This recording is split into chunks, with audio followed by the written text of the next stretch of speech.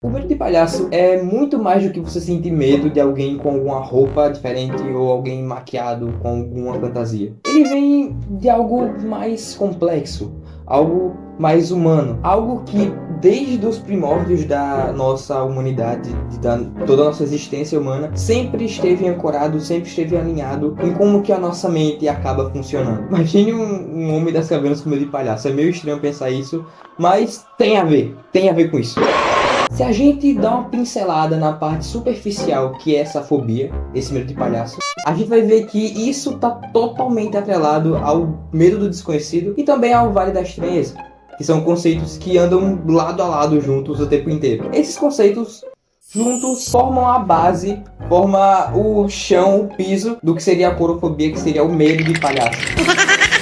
Eles criam um acúmulo de um monte de sentimento estranho que você tem esse pavor, mas você não sabe o porquê. Você não sabe exatamente o que é que está com medo daquele palhaço, mas você tem medo, você não chega perto. O seu corpo meio que se rejeita a você ter qualquer tipo de contato, qualquer tipo de interação. Não chega perto, não chega. Sabe aquelas expressões faciais de certos palhaços que são extremamente exageradas? Um olho muito arregalado e um sorriso muito largo, muito grande. E isso ao mesmo tempo não bate muito bem. Duas palavrinhas em inglês.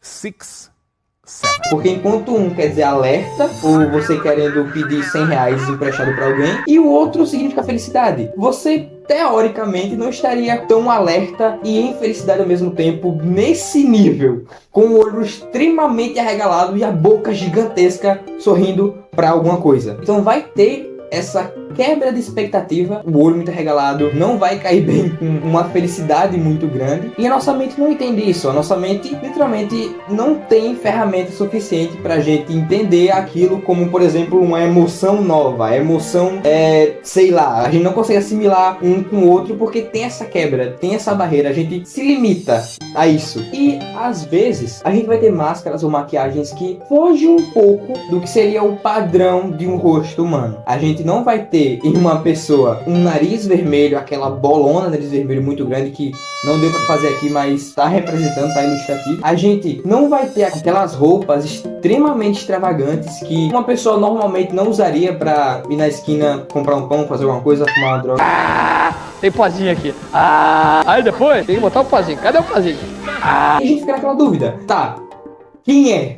Quem é que tá por trás dessa maquiagem? A gente não sabe quem é. E essa dúvida, essa interrogação que gira em torno da gente não conhecer aquilo, do desconhecido, é o que faz a gente ter um medo que a gente não percebe que tá sendo medo. Só que aí é que tá. Um palhaço, quando ele tá com aquela maquiagem, com aquela roupa, toda aquela apresentação, todo aquele show, ele tenta ter uma intimidade maior. Ele tenta fazer com que a gente fique feliz interagindo com a gente. Mas se você tirar aquela maquiagem, é só um estranho tentando interagir com você de uma forma extremamente escandalosa, extremamente exagerado. E isso, obviamente, é muito desconfortável.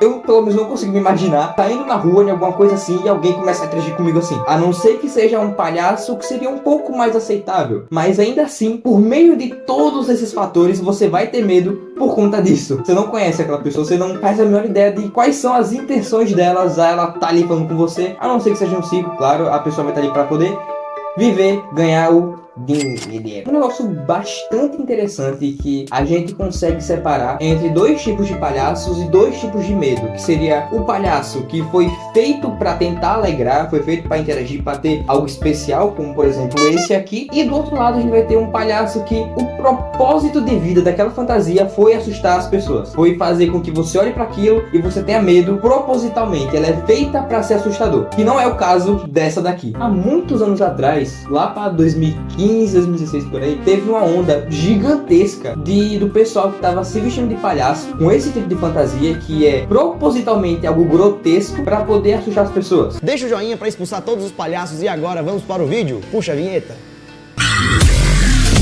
Nas casas, ficar azaralhando o pessoal, tirando a paz de todo mundo e dando bastante medo por conta da expressão facial, por conta daquela máscara com um monte de dente afiado, aquele olho ridiculamente fundo com sangue escorrendo que não faz sentido nenhum de um palhaço tá usando ele, a roupa toda ensanguentada, com algum machado, com alguma faca na mão, alguma coisa pra dar medo. Medo! diferentemente do que a gente teria nos palhaços mais tradicionais. Palhaços que foram feitos, que a pessoa se maquiou, fez aquela maquiagem, se vestiu ali para poder te deixar mais feliz, para poder te entreter e interagir com você. E é aí que o Vale da Estranheza entra. A maquiagem que foi feita pra ser algo legal, ser algo pra entreter ali, ser algo que na verdade cria um distanciamento do próprio humano. A gente vê que ela tem traços de um rosto humano, mas ela não é totalmente o rosto humano. E volto atrás novamente a questão da dúvida. Você não sabe quem tá ali atrás, você não sabe quem é aquela pessoa. Vai ter esse desconforto e, diferentemente do que eu falei dos palhaços assassinos com uma roupa extremamente exagerada e ridícula, causa exatamente o oposto. Você sabe que aquilo não é humano e nem tá próximo de humano. Você sabe que aquilo é algo extremamente fantasioso, porque não tem uma pessoa que tem aquela boca gigantesca, com uma pessoa que sangra pelo olho direto. Não existe, aquilo não existe. Aquilo só dá medo por ser grotesco, por ser apavorante. Mas o medo de algo não ser humano é o que, pra mim, mais me intriga, mais me deixa realmente com medo. Aquele desconforto, aquela dúvida que você tem, que você deve mesmo confiar naquele palhaço, naquela pessoa ou não. E eu acho que o verdadeiro horror tá nisso, e não em você forçar algo extremamente grotesco, algo extremamente assustador, apavoroso, enfim, algo propositalmente feio. Consequentemente, as mídias não iam deixar passar um potencial de um personagem, uma característica de terror tão forte assim passar batido, sem ao menos aproveitar um pouco. E foi realmente bem aproveitado. A gente vai ter ótimos exemplos, como por exemplo o It, o Pennywise, na verdade, do filme It, e também o Art do filme Terrifier, que são ótimos exemplos a se falar de palhaços assassinos e que tem aquele contraste de algo que era pra ser pra criança, um palhaço, e não é. Sair matando todo mundo da forma mais cruel e inimaginável possível. Bom, o vídeo vai ficando por aqui. Eu espero que vocês tenham gostado e é isso. Até o próximo vídeo. Ou não. Tchau.